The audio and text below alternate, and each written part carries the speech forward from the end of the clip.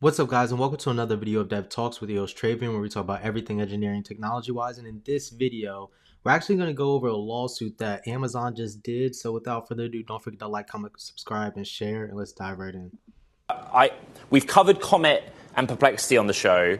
We understand Amazon. Just, I think, start by explaining the grievance that Amazon has and the accusation Amazon's making against Perplexity and what they're doing. So Amazon says that what Perplexity is doing here is masking who's on its website, right? They've alleged that Perplexity inserted sort of the same code that would make Amazon systems think it was just a regular Google Chrome user, when in fact it was an automated agent going on their site. And so Amazon's raised a whole host of concerns, saying account integrity could be compromised, saying if someone has to make a return, who's at fault, what goes on here. So it's basically kind of a turf war over the customer experience on their retail site. Okay, we've heard from Perplexity, both through a spokesperson, but they also put out their own commentary on a blog. Summarize it for us. So they're accusing Amazon of bullying.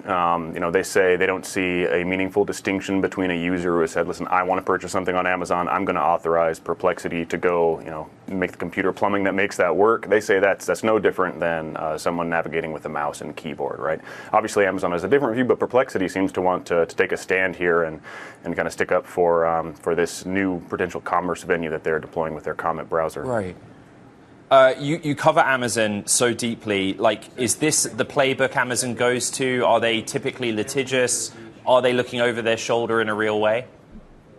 I think they really are looking over their shoulder here. I mean, they've said AI is going to change everything. There's debates going on right now about what is a browser. And so this is probably the first of many debates that we're going to have, in public and in private as these companies negotiate on just how, who owns the experience when agents are, going all over the internet rather than individual users with hands and eyes. You know what this sounds to me? This sounds like Amazon is upset because they couldn't get to it first. It sounds like Amazon is upset because they could not get to it first. Let me explain, right? So, Perplexity, in my eyes, hopefully it's not echoing bad for you guys, but in my eyes, Perplexity created this new shopping tool software that goes and does actions for a user on their behalf if they're given permission. Now, they said it doesn't make any difference because Amazon at first, I was like, I understand. Like if this bot is going through and doing a bunch of actions, you don't know if that's a real person or if it's a bot. And how are you differentiating between the two?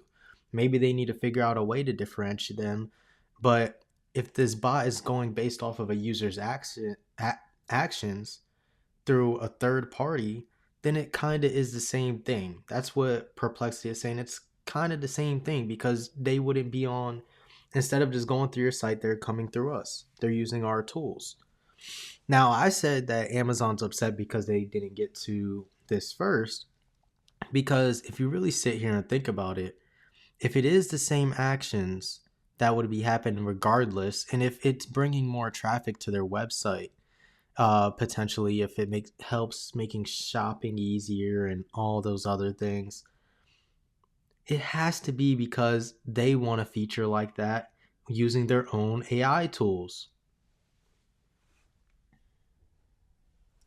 Amazon wants their own feature the same way, using their own AI tools with Anthropic that they use and all the other AI businesses that they use, and going on and on about that. They want to build their own system similar to that.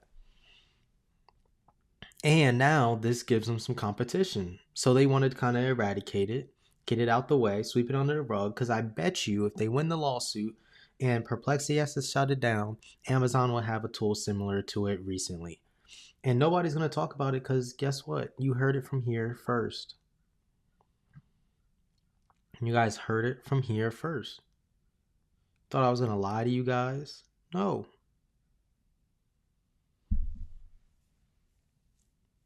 I guarantee you that's what's going to happen. I guarantee that's what Amazon wants. They see something that worked. They see it's on their website. And they're like, dang, we could have had let me look on Amazon real quick.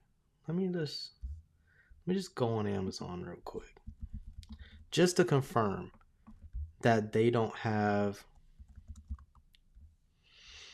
any. I thought I saw like an AI tool similar to that already on Amazon before, but let me double check. Yeah, Rufus. So Amazon has a bot called Rufus AI that already helps shoppers shop to some extent. Maybe the Perplexity one is better. Maybe the Perplexity one is better.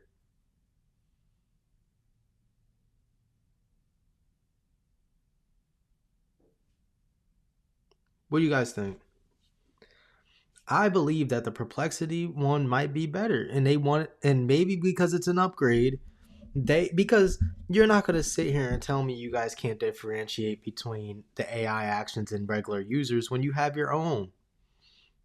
You have your own bot to help people called Rufus AI. I just checked.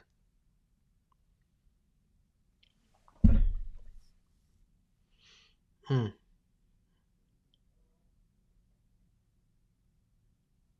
Doesn't make any sense to me besides that they want only their bot to be on their website instead of having third party links. That's what's coming to my head and what I believe and what I think is going on. But let me know what you guys think in the comments down below. I'm really interested in what you guys have to say. Don't forget to like, comment, subscribe, and share. I really appreciate you all. Thank you very much to everybody who tunes in. I really appreciate it. You have no idea. If you have any suggestions, please send me an email, devtalkspod@gmail.com. Without further ado, peace. See you next time.